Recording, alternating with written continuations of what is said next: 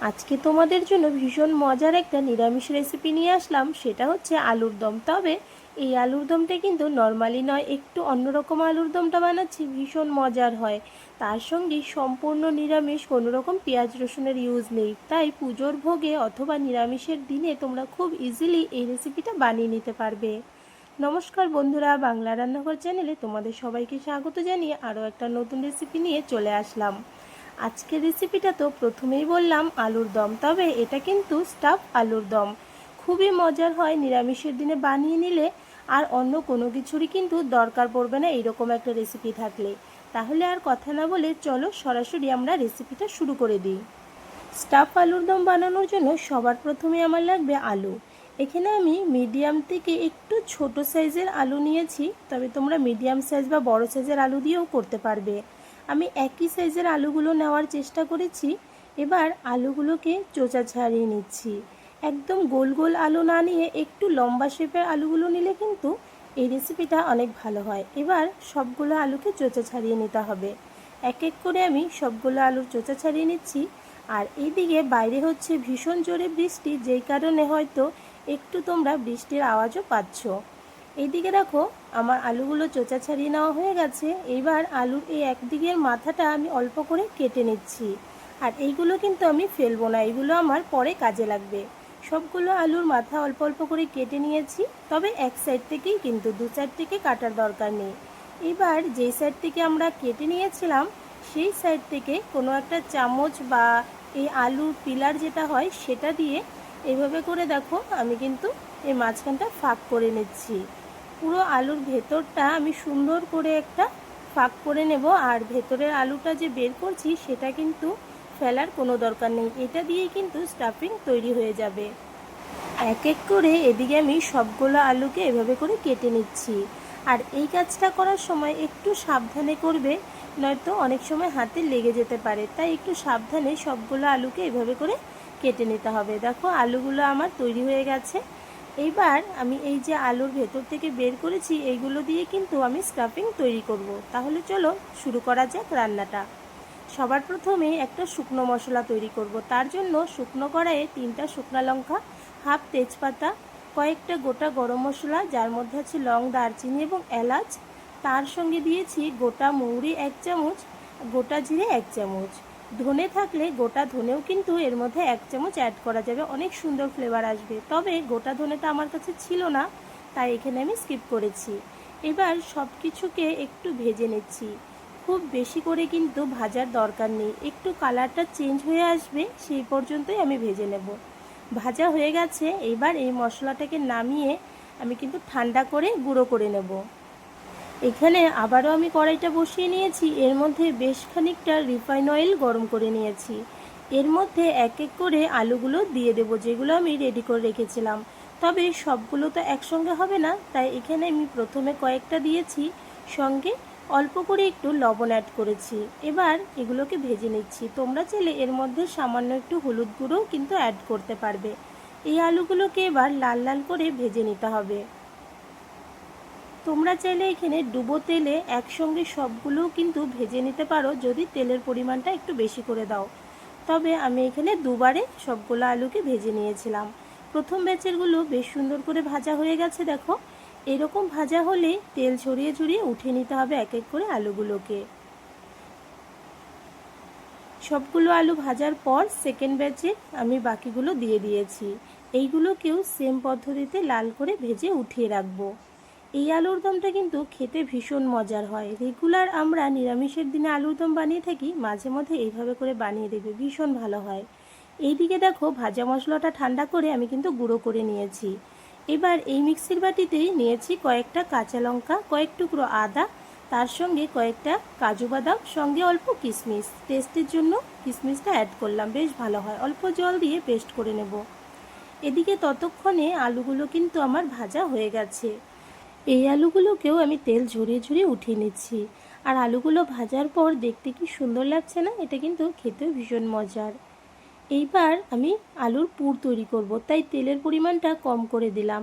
এর মধ্যে একটা শুকনো লঙ্কা, হাফ চামচ গোটা জিরে ফোড়নে দিয়েছি। এবার তার মধ্যে আমি সেই আলুগুলো দিয়ে দিচ্ছি যেগুলো আমরা আলুর ভেতর থেকে বের করেছিলাম আর আলুর মাথার থেকে কেটে রেখেছিলাম, সেই কেটে রাখা আলুগুলোই দিয়ে দিলাম।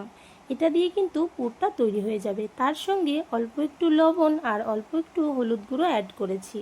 এবার ভালো করে নেড়ে চেড়ে লো আঁচে 5 মিনিটের জন্য ঢেকে রাখবে, এতে করে আলুটা বেশ সুন্দরভাবে নরম হয়ে যাবে।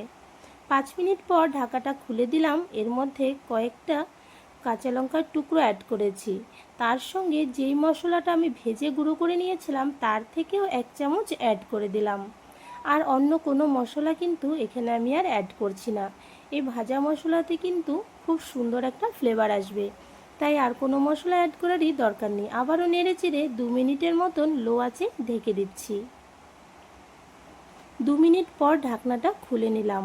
এটা কিন্তু বেশ সুন্দরভাবে সেদ্ধ হয়ে গেছে অনেকটাই। এবার এটাকে ভালো করে নেড়ে চেড়ে নিয়ে এর মধ্যে অ্যাড করে দিচ্ছি পনির।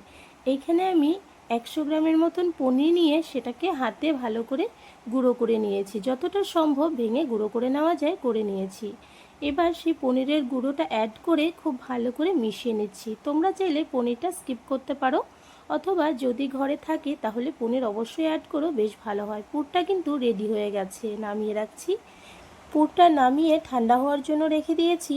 এবার এই কড়াইয়ের মধ্যে আবারও কিছুটা রিফাইন অয়েল গরম করেছি। তোমরা চাইলে সর্ষের তেলেও কিন্তু করতে পারবে। এর মধ্যে 2টো শুকনো লঙ্কা, 1 চামচ গোটা জিরে ফোড়নে দিয়েছি। ফোড়নটা একটু ভেজে নিয়ে এর মধ্যে অ্যাড করে দিতে হবে পেস্ট করে রাখা মশলা। আর এই মশলাটাকে এবার 2-3 মিনিট মিডিয়াম আঁচে কষিয়ে নেব। যেহেতু এর মধ্যে কাজু বাদাম আছে, খুব তাড়াতাড়ি কিন্তু তেল ছাড়বে আর খুব তাড়াতাড়ি এটা ভাজাও হয়ে যাবে। তবে অনবরত নেড়ে নেড়ে এটাকে কিন্তু ভেজে নিতে হবে, নয়তো নিচের থেকে লেগে যেতে পারে। খুব ভালো করে নেড়ে চেড়ে মশলাটা একটু কষিয়ে নিচ্ছি। দেখো মশলা কষানো হয়ে গেছে, তেল ছেড়ে দিয়েছে কিন্তু খুব সুন্দরভাবে। আবারও একটু নেড়ে চেড়ে নিয়ে এর মধ্যে হলুদ গুঁড়ো 1/2 চামচ অ্যাড করলাম। তার সঙ্গে অ্যাড করে দিলাম 1 চামচ লাল লঙ্কার গুঁড়ো। এর সঙ্গে 1 চামচ দিয়ে দিলাম ধনে গুঁড়ো।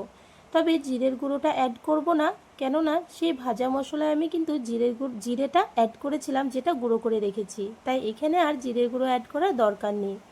এবার এই সব কিছুকে ভালো করে নেড়ে চেড়ে আরও 2-3 মিনিটের মতন কষিয়ে নিলাম। এইবার আর তারপরেই এর মধ্যে অ্যাড করে দিলাম টমেটো পিউরি। এখানে আমি 2টো ছোটো সাইজের টমেটোকে পিউরি করে নিয়েছিলাম, সেই টমেটো পিউরিটা এর মধ্যে অ্যাড করে দিয়েছি। দিয়ে ভালো করে নেড়ে চেড়ে এটাকে ভালো করে কষিয়ে নিতে হবে যতক্ষণ না পর্যন্ত টমেটোর কাঁচা গন্ধটা বের হয়ে যাচ্ছে। টমেটোটা ভালো করে মিশিয়ে নেওয়ার পর এর মধ্যে পরিমাণ মতো লবণ, তার সঙ্গে দিয়ে দিতে হবে অল্প একটু চিনি। যে কোনো নিরামিষ রেসিপিতে একটু চিনি দিলে কিন্তু বেশ ভালো লাগে। এবার সব কিছুকে মিশিয়ে নিয়ে এটাকে ঢাকা দিয়ে দিলাম লো আঁচে। যতক্ষণ এটা হচ্ছে আমি এদিকে আলুর মধ্যে স্টাফিংটা ভরে নেব। স্টাফিংটা কিন্তু সুন্দরভাবে ঠান্ডা হয়ে গেছে। এবার হাতে অল্প নিয়ে এটাকে মুঠি করে নিয়ে এবার আলুর ভেতরে ভরে দিচ্ছি। খুব ইজিলি কিন্তু এটা ভরা হয়ে যায়। আর পুরো আলুর ভেতরে যেন খুব সুন্দরভাবে স্টাফিংটা শেষ পর্যন্ত ভরে সেদিকে খেয়াল রাখবে, তাই একটু চেপে চেপে ভরে নিতে হবে।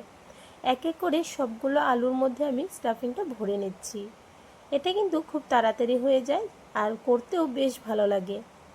দেখো সবগুলো আলুর মধ্যে স্টাফিং ভরে নেওয়া হয়ে গেছে। এইদিকে আমার মশলাটাও কিন্তু বেশ সুন্দরভাবে তেল ছেড়ে দিয়েছে। ঢাকনাটা খুলে দিলাম আর দেখো কত সুন্দর তেল ছাড়ছে।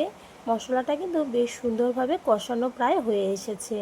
আর লো আঁচে কিছুক্ষণ ঢেকে রাখলে কিন্তু খুব তাড়াতাড়ি মশলা কষানো হয়ে যায়। এবার ভালো করে একটু নেড়ে চেড়ে নেওয়ার পর এর মধ্যে অ্যাড করে দিতে হবে সেই মশলাটা যেটা আমরা ভেজে গুঁড়ো করে নিয়েছিলাম। আর এই মশলাটা দেওয়ার পরপরই এত সুন্দর একটা ফ্লেভার আসে, সবজির টেস্ট কিন্তু পুরো চেঞ্জ হয়ে যায়। এই মশলাটা বানিয়ে তোমরা রাখতে পারো আর যে কোনো নিরামিষ রেসিপিতে, এমনকি আমিষ রেসিপিতেও ইউজ করতে পারো, বেশ ভালো টেস্ট এবং সেন্ট আসে। এবার ভালো করে একটু নেড়ে চেড়ে একটু কষিয়ে নিলাম। ভাজা মশলা যেহেতু খুব বেশি কষানোর দরকার নেই, একটু নেড়ে চেড়ে নিয়ে এর মধ্যে পরিমাণ মতো জল অ্যাড করে দিয়েছি। ভালো করে মিশিয়ে কিছুক্ষণ ফুটে ওঠার জন্য রেখে দিলাম।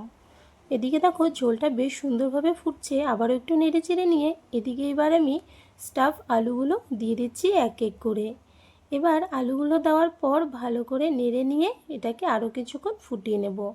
আর আমার এই স্টাফ আলুর দম রেসিপিটা তোমাদের কাছে কেমন লাগলো অবশ্যই কিন্তু কমেন্টসে জানিও। ভালো লাগলে লাইক করো এবং শেয়ার করো।